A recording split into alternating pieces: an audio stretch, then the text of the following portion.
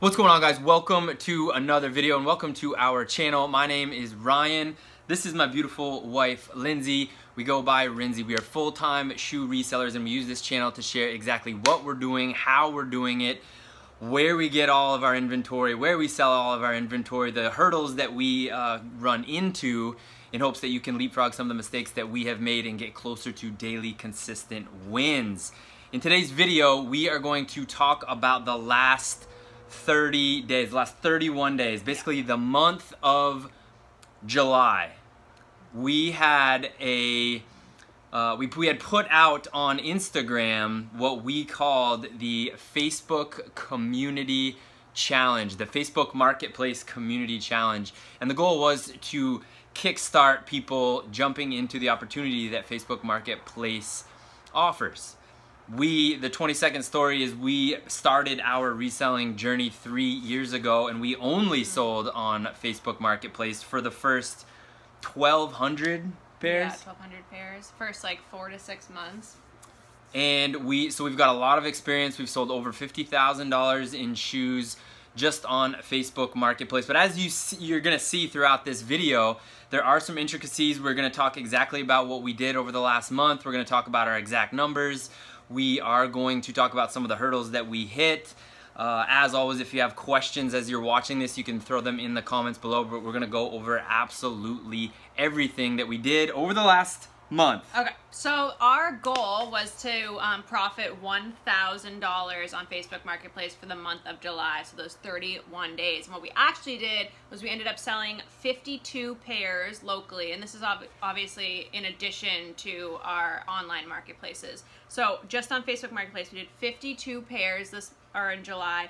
That brought in $2,410, and of that $2,410, $1,613 was profit, so $1,613 profit. So we beat our goal. Goal achieved. And again, one thing that you should note, that should be noted about Facebook Marketplace, it's obviously different than any other marketplace, but it's also not equal for all resellers that are selling on Facebook Marketplace. What we mean by that, but we only talk about what we do and things that we've gone through. So for example, we do not have the opportunity to ship to buyers on Facebook Marketplace. It's just not available to us. It's not even you can't select it. However, there are people, and you might be one of those people. We do have friends that are resellers that do have the opportunity to ship and connect with buyers across the country. We've also run into situations where certain brands we cannot post on Facebook Marketplace, and then all of a sudden a couple months down the road we can post those same brands. So the reason that we're bringing this up right now is what we're about to show you is exactly what we did over the last month, and it is one of many ways to win on Facebook Marketplace. There are gonna have to be some small pivots that you might have to make based on this game plan, based on your current situation, based on what Facebook Marketplace is offering you as a reseller, and that's always changing. It's a very fluid marketplace. It also is based on how much time you can allocate to this, because as Ryan said, we didn't ship any of these pairs. We hand delivered and did meetups, local meetups with every single one of these pairs.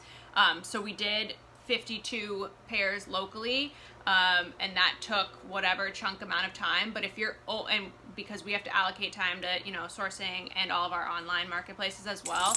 If you're just doing Facebook Marketplace like we were in the beginning, we could allocate our entire days to deliveries, which obviously would bump up your sales volume in that regards. Right. But to go off that, so what we did for the month of July was we made sure that every single day for the month of July we listed 4 pairs on Facebook Marketplace.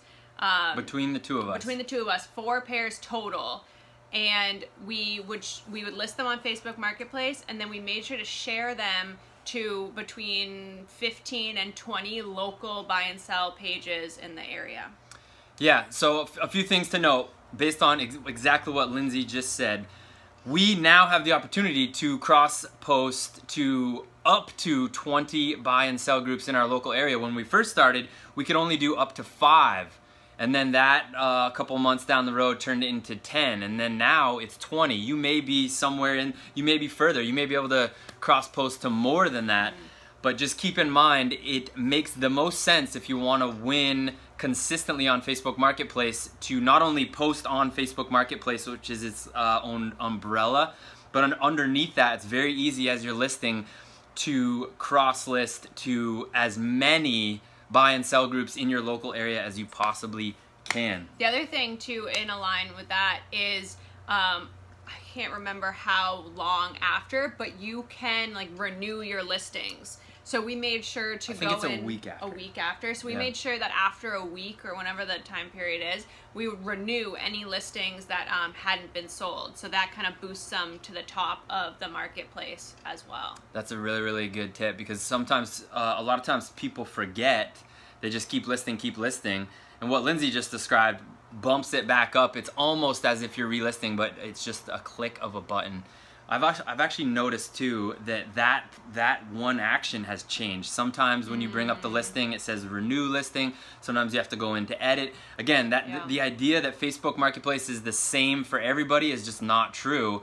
So you're gonna have to work with what you have and continue to make small pivots based on what's working and what is not. Another big thing that worked for us with Facebook Marketplace was we made sure that with every delivery we did, we told them this was, what we did, and that we have other options if you're ever looking for anything else, or your significant other is, your kid, or whatever it is, to reach out to us. And we did have a handful of repeat buyers within that month alone. Yeah, we don't have those exact numbers on the top of our head, but there was 2 or 3 individuals that we had not known them before was it July 1st. Right. Once we started posting shoes and they purchased 1 pair from us, exactly what Lindsay just said, we're always, no matter where we are, we're letting people know what we do. We're full-time shoe resellers. We're sourcing shoes all over New England, and sometimes it's up and down the East Coast. If they've purchased from us, whether it's the first pair or several, we'll say, let us know what kind of brands and styles you're looking out for. Let us know if any family or friends are looking for. And for example, one of the buyers that purchased multiple pairs from us had purchased, I think he purchased 1 pair, and then he messaged us later that day and said, if you ever have this, and this, let me know. We actually did have that, but we hadn't listed it on Facebook Marketplace yet. And then we went and delivered another pair, and at that second delivery to that same individual, he started asking us what we had in women's sizes for his significant other. It goes such a long way to multiplying your sales if, like Lindsay said, every single time you do a delivery, tell them, if you're ever looking for more shoes, this is what I do. I'm gonna be your person for shoes. We have 2,000-ish roughly pairs in our inventory, but as we said, we only listed 4 pairs a day. So we had a lot of other options in our inventory that people weren't necessarily seeing just in our listings on Facebook. So it was really important to be like, hey, yeah, we do have other 10s, or we do have other women's, whatever, so we could do it.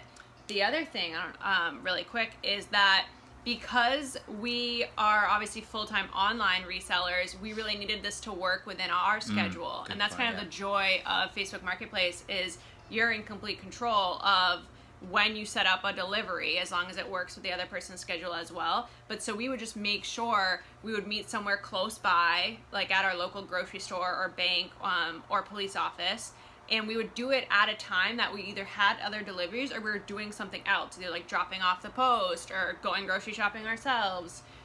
So make it work with your own schedule. This is where, when we talk about leapfrog our mistakes, everything that Lindsay just said, we did not do that in the beginning. We were kind of frantic when we first started 3 years ago, and we were just trying to like go everywhere, no matter, we didn't respect our own time and schedule. Of course you can't just demand, come to me when it works for me, but there can be that delicate balance. And if you are doing what Lindsay just said, for example, we go to the post office every day, so if we could set up meetups at the post office, that works out golden. We definitely have to go to the post office to drop off all our packages, and it's a safe place to do it. Grocery shopping, you probably go grocery shopping once a week, so that's a really good, safe place to meet. A few things that we've talked about in previous videos: safety is super, super, super important. It's way more important than selling a pair of shoes. So all those places that Lindsay described, those are great places to meet. Never go to someone's home, never invite someone to come to your home.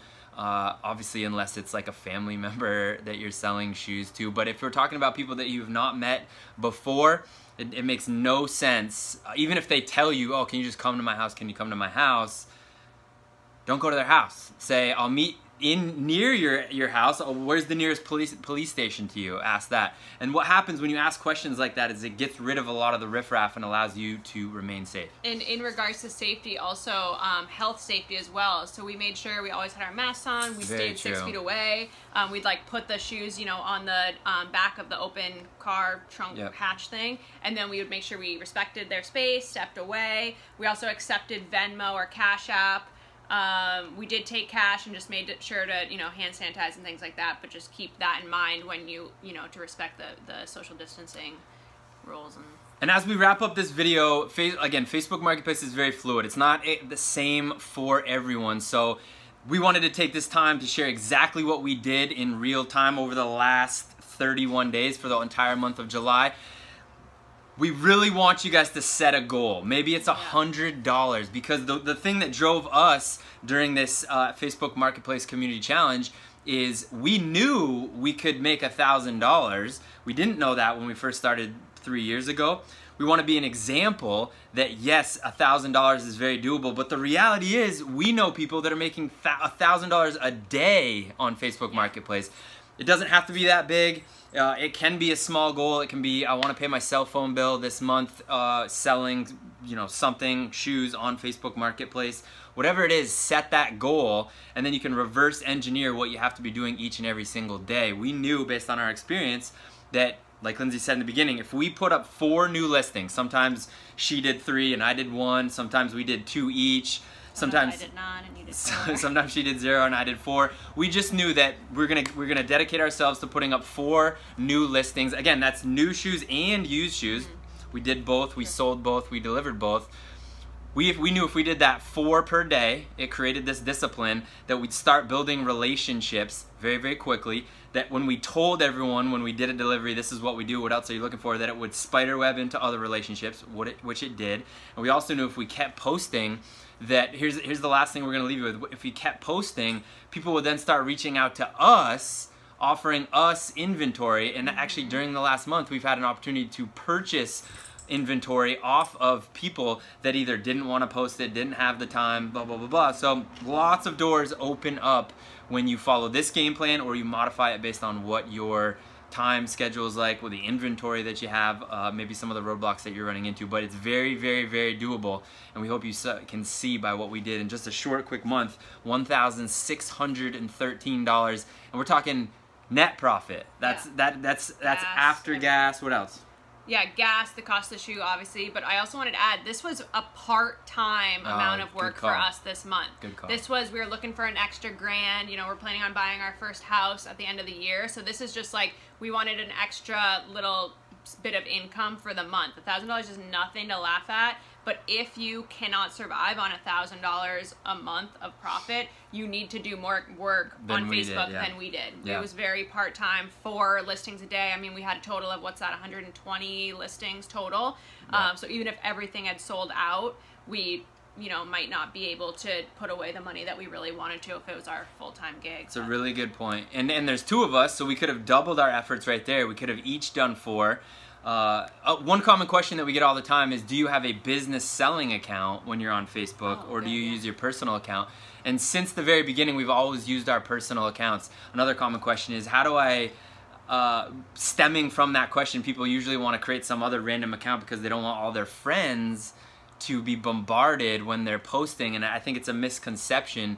The only friends that are going to see all the listings that you put up are the friends that are in those buy and sell groups.